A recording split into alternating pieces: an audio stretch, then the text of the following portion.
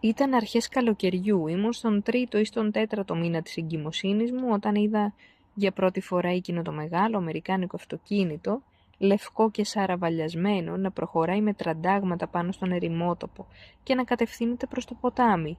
Είχε ήδη νυχτώσει και ο ήλιος καθώς έδιε πίσω από την αγρικία, στραφτάλησε για μια στιγμή πάνω στο μέταλλο. Έπειτα ένα απόγευμα άκουσα δύο γυναίκες να μιλούν στο σταθμό του τραμ για τη γυναίκα που είχε μετακομίσει στο ερειπωμένο σπίτι δίπλα στο ποτάμι. Η μία έλεγε στην άλλη πως το ίδιο πρωί είχε μιλήσει στη γυναίκα και είχε εισπράξει ένα ύφος σνόμπ.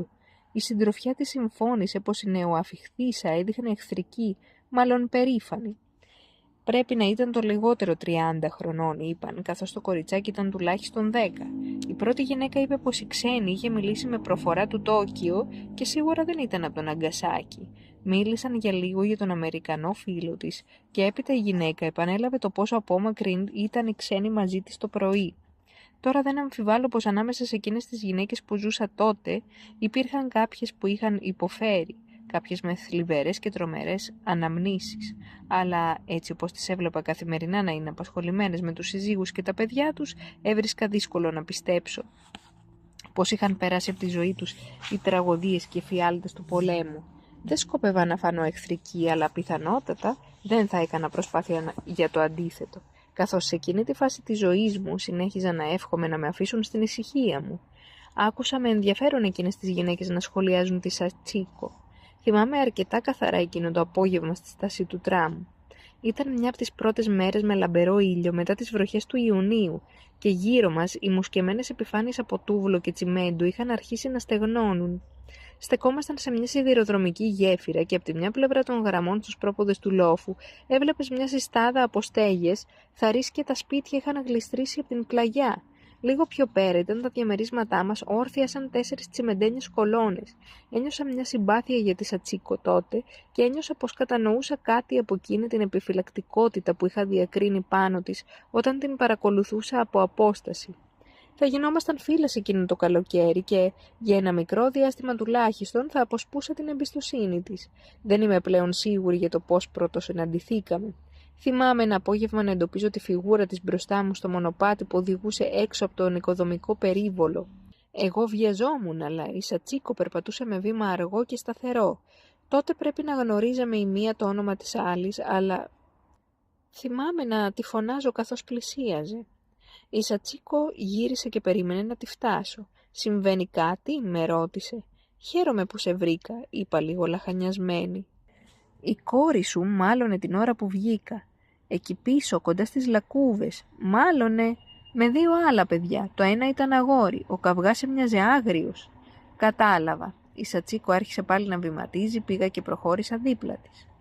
«Δεν θέλω να σε τρομάξω», είπα, «αλλά θαρώ πως ήταν άγριος καυγάς. Νομίζω πως είδα ένα τραύμα στο μαγούλο της κόρης σου». «Κατάλαβα. Ήταν εκεί πίσω στην άκρη του ερημότοπου». «Και πιστεύεις πως συνεχίζουν να μαλώνουν?» ρώτησε και συνέχισε να προχωράει πάνω στο λόφο. «Α, όχι, είδα την κόρη σου να το σκάει τρέχοντας». Η Σατσίκο με κοίταξε και χαμογέλασε. «Δεν είσαι συνηθισμένη να βλέπεις παιδιά να μαλώνουν?» «Ναι, τα παιδιά μαλώνουν, υποθέτω, αλλά θεώρησα πως έπρεπε να σου το πω και ξέρεις, δεν νομίζω πως πάει στο σχολείο. Τα άλλα παιδιά κατευθύνθηκαν προς το σχολείο, αλλά η κόρη σου πήγε πάλι προς το ποτάμι». Η Σατσίκο δεν απάντησε και συνέχισε να ανεβαίνει το λόφο. «Εδώ που τα λέμε», συνέχισα, «σκόπευα να στο αναφέρω αυτό προηγουμένως. Ξέρεις, έχω δει την κόρη σου αρκετές φορές πρόσφατα. Αναρωτιέμαι μήπως κάνεις κασιαρχία. Το μονοπάτι στην κορυφή του λόφου σχημάτιζε μια διχάλα. Η Σατσίκο σταμάτησε και γύρισε να με κοιτάξει. «Είναι πολύ ευγενικό από την πλευρά σου που ενδιαφέρεσαι, Τσούκο», είπε. «Πάρα πολύ ευγενικό. Είμαι σίγουρη πως θα γίνεις εξαιρετική μητέρα». Προηγουμένως είχα υποθέσει, όπως και οι γυναίκες στη στάση του τραμ, πως η Σατσίκο ήταν μια γυναίκα γύρω στα 30. Μάλλον όμως η νεαρή σιλουέτα της ήταν παραπλανητική καθώς είχε πρόσωπο μεγαλύτερης σε ηλικία γυναίκας. Με κοίταζε με μια ελαφρώς περιπεκτική έκφραση και κάτι στον τρόπο της με έκανε και εμένα να γελάσω με τους φόβους μου. «Εκτιμώ που ήρθες να με βρεις», συνέχισε, «αλλά καθώς βλέπεις είμαι μάλλον απασχολημένη αυτή τη στιγμή. Πρέπει να πάω στο Ναγκασάκι».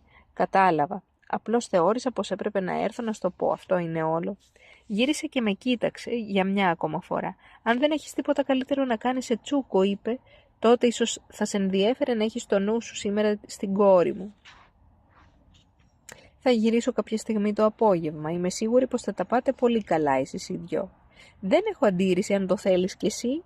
Οφείλω να ομολογήσω πως η κόρη σου δείχνει πολύ μικρή για να μένει μόνη όλη μέρα.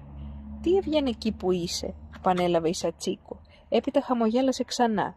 Ναι, είμαι σίγουρη πως θα γίνεις εξαιρετική μητέρα. Μόλις χωρίσαμε με τη Σατσίκο, κατέβηκα το λόφο και διέσχισα ξανά τον περίβολο του οικοδομικού τετραγώνου.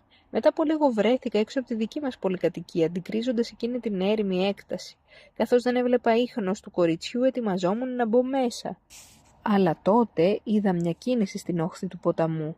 Η Μαρίκο πρέπει να καθόταν ανακούρκουδα, καθώς τώρα διέκρινα τη μικρή της φιγούρα ολοκάθαρα πάνω στο λασπωμένο χώμα. Αρχικά ένιωσα την ανάγκη να ξεχάσω το όλο θέμα και να γυρίσω στις δουλειές του σπιτιού, όμως κάποια στιγμή άρχισα να πλησιάζω προς το μέρος της, φροντίζοντας να αποφεύγω τις λακκούβες. Από όσο θυμάμαι, αυτή ήταν η πρώτη φορά που μίλησα στη Μαρίκο. Πιθανότατα δεν υπήρχε κάτι το τόσο συνήθιστο στη συμπεριφορά της εκείνο το πρωί, αφού εν τέλει για το παιδί δεν ήμουν παρά μια ξένη και εκείνο είχε κάθε λόγο να με βλέπει με καχυποψία. Και αν είχα όντως νιώσει ένα περίεργο αίσθημα μηχανίας εκείνη την ώρα, δεν ήταν παρά η φυσική αντίδραση στη συμπεριφορά της Μαρίκο. Το ποτάμι εκείνο το πρωί παρέμενε ακόμη αρκετά φουσκωμένο και τα νερά του κυλούσαν ορμητικά μετά την εποχή των βροχοπτώσεων πριν από λίγες εβδομάδες. Το έδαφος είχε μια απότομη κλίση πριν φτάσει στην όχθη του ποταμού και η λάσπη στους πρόποδες της πλαγιάς, όπου στεκόταν το κοριτσάκι, έδειχνε πολύ πιο ρευστή. Η Μαρίκο φορούσε ένα απλό βαμβακερό φόρεμα, μέχρι τα γόνατα και τα κοντοκουρεμένα της μαλλιά έκαναν το πρόσωπό της να μοιάζει εγωρίστικο. Ανασήκωσε το κεφάλι, χωρίς να χαμογελάει, και κοίταξε το σημείο όπου στεκόμουν πάνω στην λασπωμένη πλαγιά. «Γεια σου», είπα, «μόλις μιλούσα με τη μητέρα σου. Πρέπει να είσαι η Μαρίκο σαν». Το κοριτσάκι συνέχιζε να με κοιτάζει με το κεφάλι τεντωμένο προς τα πάνω, μη λέγοντας τίποτα. Αυτό που νωρίτερα το είχα περάσει για τραύμα στο μαγουλό της, τώρα είδα πως ήταν μια μουτζούρα από λάσπη.